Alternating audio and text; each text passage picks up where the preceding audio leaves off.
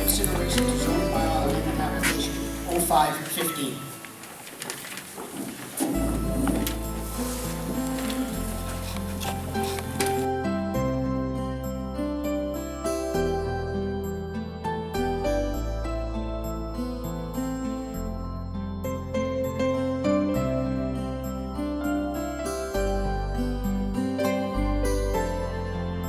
Requested that the proponent revise their cultural heritage submission, and to the best of our knowledge, that remains To outstanding. some degree, my wife and I have been part of the so-called silent majority. Good evening, Mr. Mayor and Council. Thank you for accommodating my occasion. CRC is requesting that council. Mr. Mayor and Council, thank you for the opportunity to address you regarding the Quarry application and its impact on Rockwood residents. To some degree, my wife and I have been part of the so-called silent majority. My comments are to highlight what appears to be a discrepancy between what JDCO told the residents at the public meeting March 25th, 2013, and what was outlined in the traffic impacts. We still have many concerns with the hidden quarry proposal. These include the proposed use of blasting below the existing water table in a karst rock environment, and potential negative impacts on hydrogeology, the environment, air quality, and traffic. We're requesting, CRC is requesting that council adopt that resolution and engage with other municipalities seeking provincial intervention in this issue. We also feel that operation of the quarry will have a detrimental impact on the quality of life for us and many other Rockwood residents. My name is Douglas Hugh, and I'm one of the original residents of Rockwood Ridge. When I read the traffic impact study commissioned by JDCL, was that there were some assumptions made regarding the distribution of trips to and from the quarry. The study focused almost entirely on the eastbound trips along Highway 7. Only 5% of the trips were noted as northward via Highway 7 and 6th line and none westward. That led me to believe that none of the traffic would be through Rockwood. Of course, that was not the case. On cultural heritage issues, in response to the proponent's application report. As a result of that, a peer review was done by Uncle McPhail, and our understanding is that based on your peer review, you requested that the proponent revise their cultural heritage submission, and to the best of our knowledge, that remains outstanding. We also feel that operation of the quarry will have a detrimental impact on the quality of life for us and many other Rockwood residents. Fortunately for us, Mr. Sweetnam also told us what the stone was going to be used for.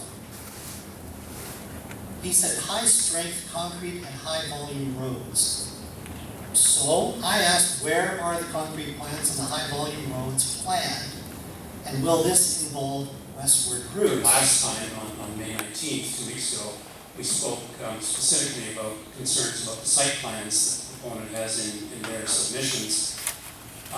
We've raised numerous concerns in that report, which I don't intend to go into, and we simply reiterate that a thorough review of the findings of our peer review is required by the township's consultants. This is a map of concrete plants in the area, and the source is the Ready Mixed Concrete Association of Ontario. The circle is about 30 kilometers from ground zero. There are as many concrete plants west of us as there are east. The red lines are planned high-volume roads. The first, of course, is the highway between Guelph and KW. So my concerns are the same as the other residents. I think Mr. Krause provided a pretty sobering outline of it. I am worried about the environmental damage, especially risk of contamination of our drinking water. Wherever heavy equipment and trucks go, groundwater contamination is a high risk.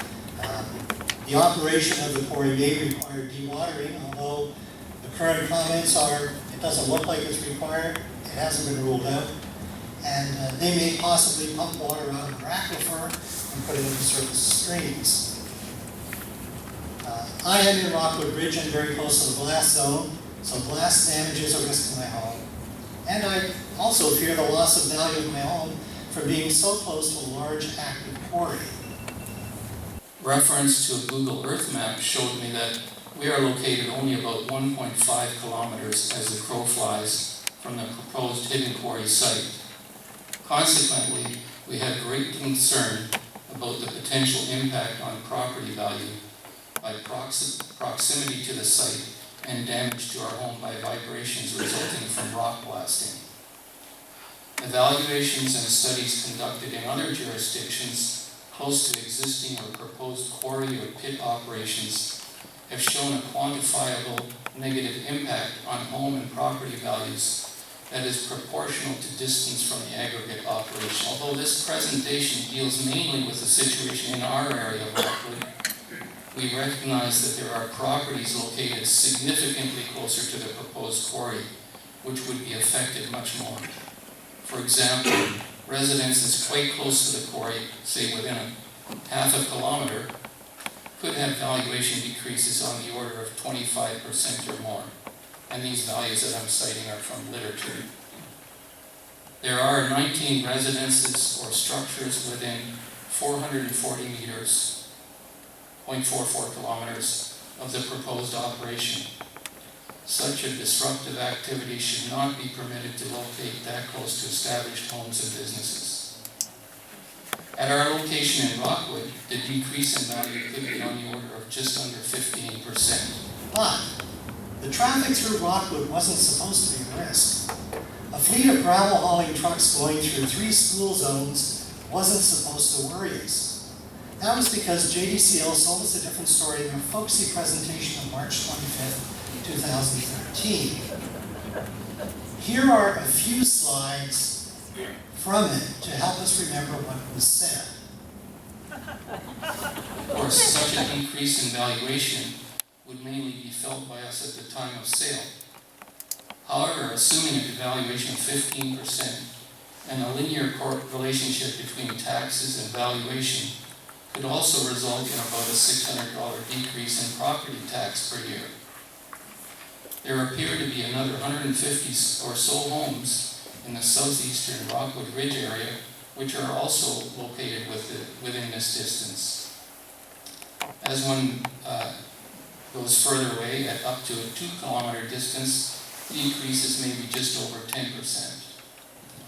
Understandably, many of the municipal programs that contribute to Rockwood residents' quality of life and safety require relatively steady, long-term funding. Does Guelph Council have a strategy to address such a potential shortfall in tax revenue from homeowners in affected areas? I have not doctored this slide in any way. Shipping direction to the east. And I've highlighted this with a great blue arrow. No shipping to the west. Not limited shipping to the west, or modest amounts of shipping to the west. No shipping to the west. And in this final slide, directly from their material, again I've highlighted with a blue arrow, will eliminate trucking in Rockwood. Again, this isn't reduction of haulage or limited hauling, it's will eliminate. So at the council meeting on March 19th, Mr. Sweetnam presented to council the following statement about the CRC material. But you can see from our perspective how the presentation of this erroneous information can be misleading. Mr. Sweetnam claims that, quote, "We know the benefits of this new business and creating new jobs in these economic times will make a large positive impact to both the local and the provincial economy," end of quote. Certainly a quarry operation will support jobs outside the immediate area, such as in the GTA. However, should a substantial number of Rockwood area homes sustain damage as a result of the blasting shockwaves, then the main area of job creation may well be in various aspects of the home and repair industry. Clearly, evaluation of this proposal should include all of the additional costs that may be incurred by homeowners as well as the municipality. Taxpayers should not be expected to incur costs not of their making. My experience is that the business plan will address issues such as how much will be set aside for contingencies for environmental remediation, spills, or other contamination, reserves for blast damage to houses and roadways, and reserves for the accidents that the trucks will be involved in. These are known consequences of the industry.